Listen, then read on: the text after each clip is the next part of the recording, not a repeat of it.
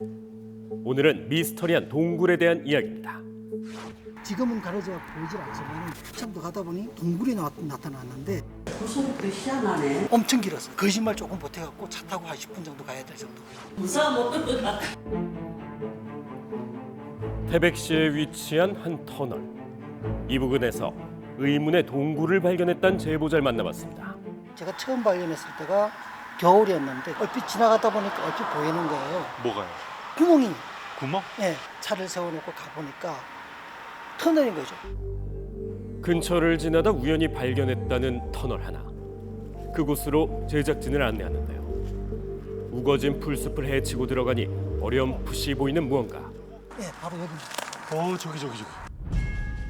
가려져 있던 입구가 나타나고 모습을 드러내는 터널. 그런데 안쪽으로 들어갈수록 뭔가 이상했다는데요. 여기 뭐 하는? 그건 저야 모르죠. 엄청 길었어요. 거짓말 조금 보태갖고 차 타고 한 10분 정도 가야 될 정도. 그렇게 길어요? 혹시 모를 사고를 예방하기 위해 단단히 준비를 마친 후 직접 들어가 보기로 합니다. 입구는 콘크리트로 만들어진 일반적인 형태. 한참을 들어가도 끝이 보이지 않는데요. 얼마나 들어갔을까? 별로. 뭔데요? 동굴로 바뀌는데? 그렇네요. 한순간에 암석 동굴로 바뀐 터널. 거칠게 파여 있는 듯한 벽면이 매끈했던 콘크리트 벽과는 전혀 다른 모습인데요. 동굴에 숨어 있는 비밀은 무엇일까? 음산한 기운이 느껴지는 이곳의 끝은 어디와 맞닿아 있는 걸까? 다시 한참을 들어가는 제작진. 저기 봐봐요. 다시 터널로 바뀌는. 희한하네요. 진짜네요. 눈앞에 또다시 나타난 터널. 입구에서 본 모습과 같은 모습을 하고 있는데요. 세월이 많이 지난 듯 여기저기 깨진 바닥 사이로 철근이 고스란히 드러나 있습니다. 가도 끝이 보이지 않는 블랙홀 같은 터널. 상당 시간 동안 방치돼 있던 걸로 보입니다. 다시 또 바뀌었어.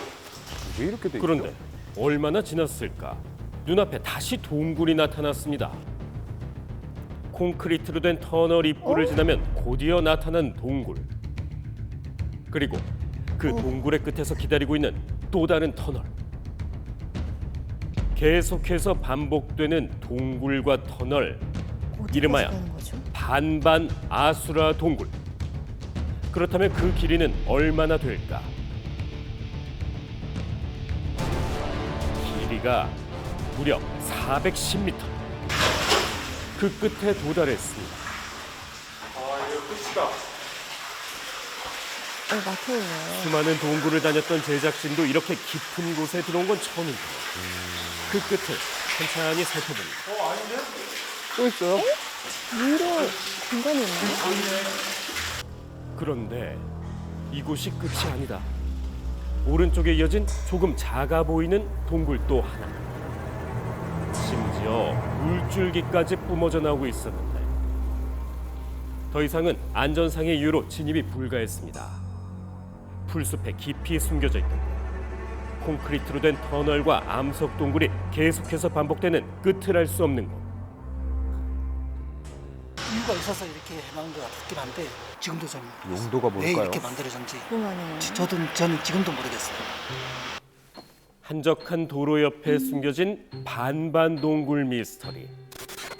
이것의 정체는 대체 무엇일까? 이렇게 긴 건 처음 보는데. 내가 봐서 아마 대피소나 무기 경락고나 뭐 이런 식으로 사용하지 않았을까요? 아니면 6.25 때일 수도 있잖아요. 주민들 피난처 같은 걸로. 만약 그렇다면 이런 구조로 만든 특별한 이유가 있는 걸까? 되게 신기한 경우입니다. 터널로 됐다가 다시 또 자연동굴에 나왔다가 좀 이상한 구조인 것 같습니다. 그러니까요. 지금 현재 봤을 때는 쭉 이어지면서 계속 이렇게 자연석이 이어질 줄 알았는데 왜 이 구간에만 유독 콘크리트 탓을 했을까? 뭘 하려고 어떠한 목적을 가지고 이 공간을 이렇게 했을까라는 게 의문이죠. 튼튼함보다는 공사를 좀 편하게 하기 위해서 박스형으로 하지 않았을까라고 생각은 듭니다. 여기 지금 보면 이렇게 구멍 같은 게 있지 않습니까? 구멍 같은 게 있고 여기도 구멍 같은 게 있고. 그러고 보니 동굴 벽면 곳곳에 나 있는 용도를 알 수 없는 구멍들. 다이너마이트나 화약을 집어넣어서 이제 폭파해서 터널을 긁어냈다는 거예요. 동굴을 만들기 위해 다이너마이트를 설치해 폭파시킨 흔적이란 겁니다. 폭발을 시켜서 만든 곳이라면 폐광산은 아닐까?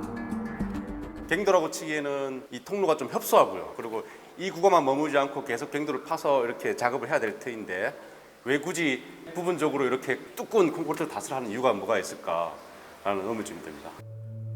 동굴의 모양은 일반적인 갱도 같지만 레일을 설치해 다녀야 하는 갱도로 보기엔 크기가 조금 협소해 보이긴 한데요. 동굴의 과거를 알고 있다는 분을 어렵게 만났습니다. 유심히 살펴보는 남자. 여기 맞아요? 맞아요. 예. 저는 그냥 처음부터 배수로로 알고 있었던 것 같아요. 아, 여기 있네. 그리곤 자신이 직접 찍었다는 사진을 보여주는데요. 똑같은 위치에 똑같은 모양을 가지고 있습니다. 무려 13년 전에 찍은 사진.